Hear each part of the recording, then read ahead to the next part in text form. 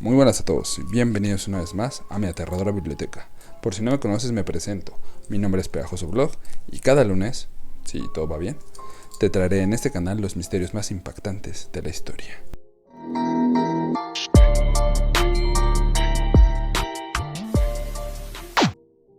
Y ahora mismo de lo que más se habla, estaremos todos de acuerdo, es del coronavirus.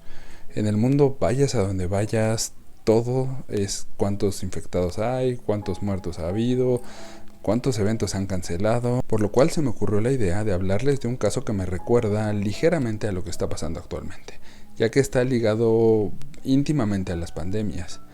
Y este es el caso de la isla de Poveglia, ubicada al norte de Italia. Así es que ya lo sabes, si el tema te interesa, ponte cómodo, apaga todas las luces, cierra todas las puertas, toma tus audífonos y prepárate, porque aquí empiezan todas tus pesadillas. Para conocer la profundidad de esta historia, tenemos que ubicarnos en el tiempo varios siglos atrás, para ser específicos en el siglo V, en donde el conjunto de islas que rodeaba Italia era utilizado por los romanos para escapar de los bárbaros, o de los ataques con los bárbaros, algunos encabezados por Atila y algunos otros encabezados por Alático.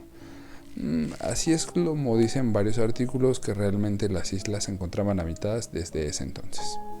Se dice también en algunos artículos que estas tierras fueron muy prósperas, ya que eran pobladas antes por nobles y por esclavos, que venían con los nobles naturalmente. Y estos últimos eran los encargados de cultivar la tierra, criar el ganado y pescar. De hecho, varias fuentes dicen que alrededor de los años 800 y 860 después de Cristo fueron ocupadas por Pietro Tradonico, 13º dux de Francia. Él vino en compañía de 200 esclavos que tenían alrededor de la isla residencias, pero que lamentablemente el 13 de septiembre del año 824, cuando el duque fallece, ellos fueron obligados a abandonar estas tierras, ya que sin su amo ellos no tenían derecho a quedarse a vivir en estas tierras. Como puedes imaginar, esta isla hasta este punto quedó prácticamente desierta. Sin embargo, la mayor migración de gente se realizó en los años 1376 y 1381, pues en estos años se llevó la guerra de Chioggia, una de las guerras más duras entre la República de Génova y la República de Venecia.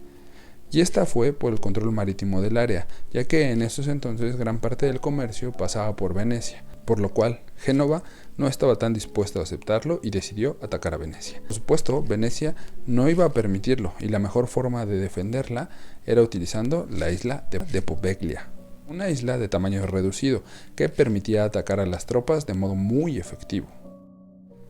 Es aquí cuando el gobierno de Venecia decide desalojar tanto Venecia como la isla de Poveglia, isla donde se decide construir el famoso octágono, fortificación desde la cual podría lanzarse un mar de fuego a cualquier guerra.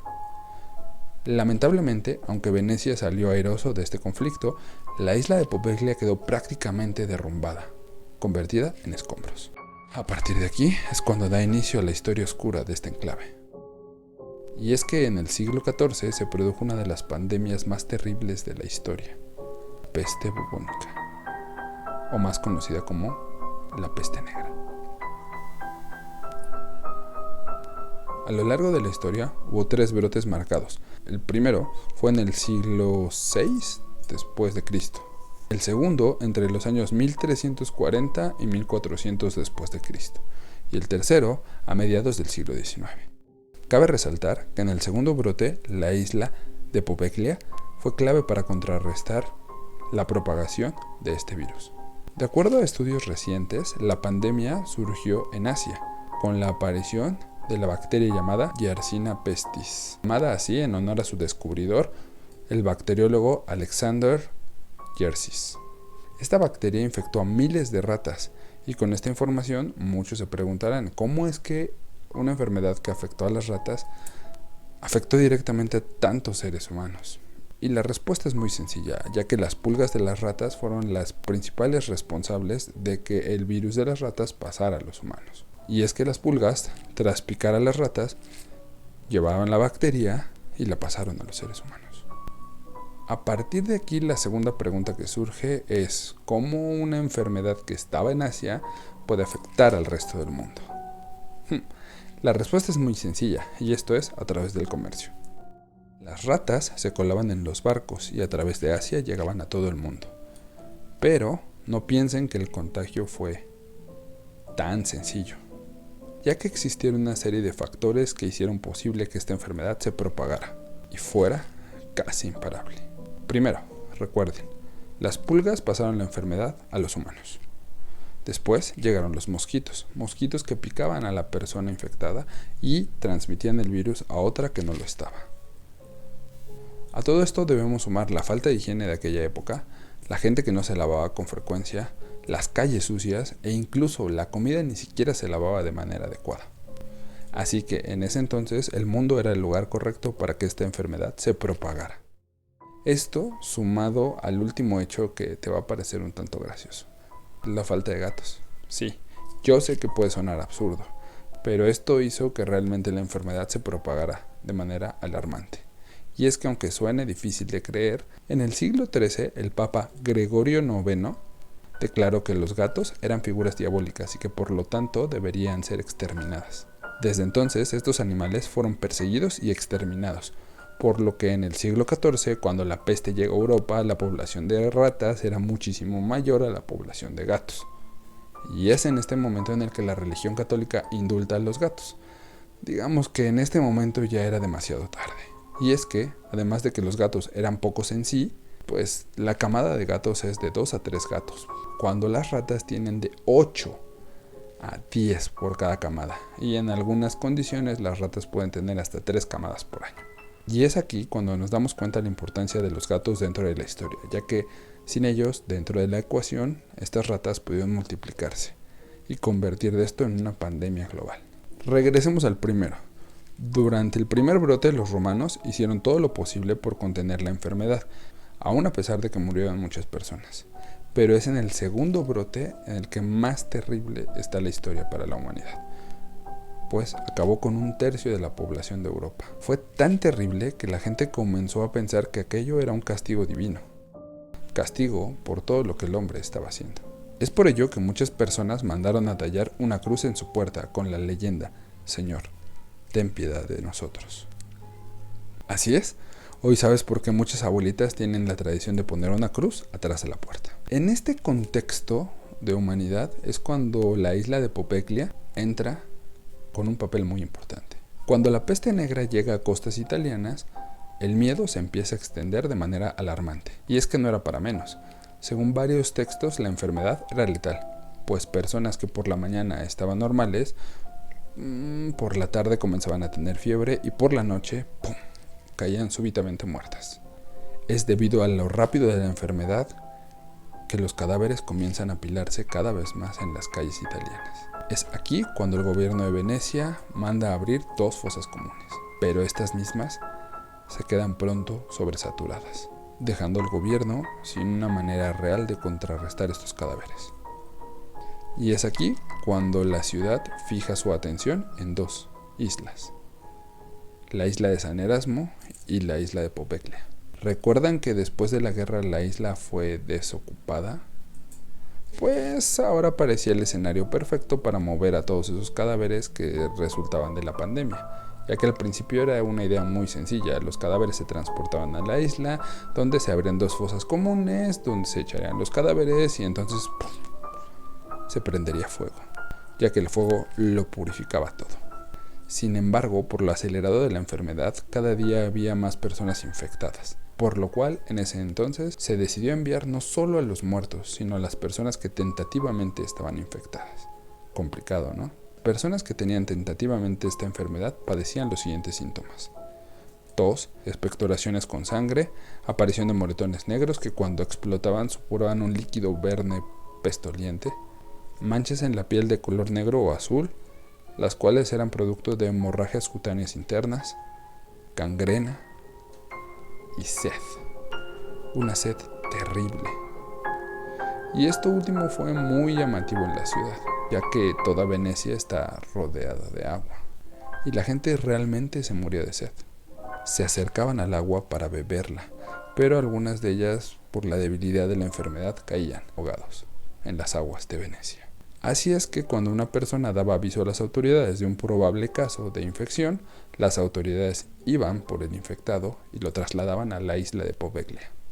Muchas fuentes comentan que los infectados eran enviados directamente a la isla de Poveglia para ser quemados vivos junto con el resto de cadáveres. Otras tantas dicen que esto no era tan verdad y que realmente los infectados llegaban a la isla y se dividían en dos grupos, las personas infectadas y las personas muertas. Las personas muertas se les colocaba dentro de la fosa común y se les prendía fuego. Y a los sobrevivientes se les daba un periodo de 40 días. Si en 40 días no presentaban síntomas algunos, eran regresados a su casa.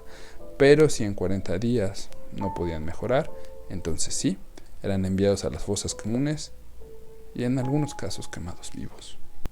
Es en este punto en el que la isla de Poveglia dejó de ser conocida por su nombre y comenzó a ser conocida como la isla de los muertos o la isla sin retorno, ya que la gente que se enviaba ahí prácticamente ya no regresaba. La gran parte de personas que pisaban la isla de Poveglia formaban parte de esta isla, ya que según varios historiadores, la isla de Poveglia está construida en su gran mayoría por suelo, tierra y huesos. Sí, por aproximadamente de 300,000 huesos de muertos. Pese a todo lo ya comentado hasta este momento, la República de Venecia hizo todo lo posible para recuperar la isla, y en el otoño de 1527 el gobierno de Venecia quiso vender la isla a unos monjes, pero estos no quisieron vivir ahí. Otro nuevo intento por rescatar y vender la isla se hizo con las personas que habitaron de manera inicial la isla o con los familiares que aún sobrevivían de ese primer hábito. Pero estos también se negaron. Al todo esto resultar mal, Poveglia se convirtió en un punto de control marítimo. Para todos aquellos barcos que quisieran entrar a Venecia, primero tendrían que pasar una inspección meticulosa en Poveglia. Lamentablemente dentro de estas revisiones 2 barcos no pasaron, teniendo sí, dentro de sus tripulaciones, personas con peste negra. Por lo cual los siguientes 10 años la isla de Poveglia se convirtió en una isla en cuarentena. Así es como a principios del siglo XX, concretamente en el año 1932, Venecia decidió construir aquí, en la isla de Poveglia, un hospital psiquiátrico, ya que la isla estaba deshabitada y ni los pescadores se atrevían a pasar por ahí. Muchos de los pescadores decían que la isla estaba maldita. Muchos otros decían que al lanzar las redes podían salir restos de personas dentro de las mismas. El miedo al lugar era tal que todo el mundo lo clasificaba como una mancha dentro de la historia, una mancha difícil de olvidar. Es por ello que el gobierno eligió este lugar para proponer un psiquiátrico. Qué gran idea, ¿no? Y esto lo hace por algunas razones. En primer lugar, como ya lo mencioné, es un sitio apartado de la civilización. Es un lugar callado, por lo cual los enfermos estarían seguros ahí y no podrían escapar del mismo. Incluso los más peligrosos lo tenían casi imposible, ya que, punto 2, era una isla y dentro de la isla solo había una entrada y una salida. También hay sus partes buenas. Al ser una isla se podría construir una iglesia, un complejo y todas las amenidades necesarias para la rehabilitación y el tratado de estas personas. Y aunque la teoría sonaba muy bien, la práctica comenzó a salir muy mal, ya que los enfermos empezaron a decir que al caer la tarde una extraña nube se apoderaba de todos los rincones, niebla que lo cubría todo y que arrastraba una cantidad de lamentos, sombras y presencias. Dicen que los lamentos eran más fuertes en las noches oscuras, que escondían entre ellos figuras aterradoras en el bosque. Pero como es de esperarse, nadie les creyó, ya que todos ahí son personas con problemas mentales y aquellas historias podían ser solo fruto de su mente. Sumado a esto, los enfermos comenzaron a decir que eran víctimas de los doctores, siendo utilizados como conejillos de indias. pero tampoco esto se los creyó nadie. Como ya lo he remarcado antes, Popeglia estaba aislada y para entrar o salir de ella necesitabas un barco, por lo cual los pacientes no podían escapar y ellos eran las víctimas perfectas de los médicos. Según expedientes consultados, varios médicos se tomaban privilegios que no les correspondían y sometían a los pacientes a toda clase de castigos, tratamientos o medicina alternativa, tales como electroshocks, lobotomías o histerias colectivas. Fueron tantas las historias aquí ocurridas y contadas que los rumores llegaron al gobierno de Venecia, gobierno que amenazó con cerrar la institución. Es aquí cuando el director de dicho centro se deja caer de lo alto del campanario. Algunas fuentes dicen que fue a voluntad propia, que el hombre subió y se dejó caer. Pero otras fuentes citan que fue un asesinato. Y es que se dice que algo o alguien lo empujó del campanario y que él no murió de manera automática, que él por el contrario cayó, estaba aún consciente y que su alma se la llevó la niebla. Realmente ninguna de las dos teorías lo sabremos en realidad, porque todos esos expedientes fueron eliminados en su gran mayoría. Actualmente hay solo dos formas de entrar a Popeglia. Una, por solicitud explícita al Ayuntamiento de Venecia. Y dos, mediante tours privados. Tours que evidentemente no son nada baratos. Por todo lo antes contado, esta isla ha sido sitio de especiales de programas paranormales. Y todos estos shows coinciden en algo. Este lugar está maldito. En el área se reportan toda clase de eventos paranormales. Se dice que cualquier aparato electrónico se queda sin batería, que la temperatura cambia radicalmente y que el aire del lugar arrastra con lamentos. Lamentos de toda la gente que fue torturada aquí. Y bueno, hasta aquí el tema del día de hoy. Me encantaría saber tu opinión al respecto. Si sabes algo más del tema, me encantaría que nos lo pudieras compartir en la caja de comentarios. Con la respuesta de la pregunta del día de hoy. Y la pregunta es: ¿serías capaz de pasar una noche en Popeglia? Déjame tus comentarios. Aquí abajo tienes todas mis redes sociales. Tengo Facebook, Instagram y Twitter. Y ahora ya sin más, nos vemos en el próximo video. Chao.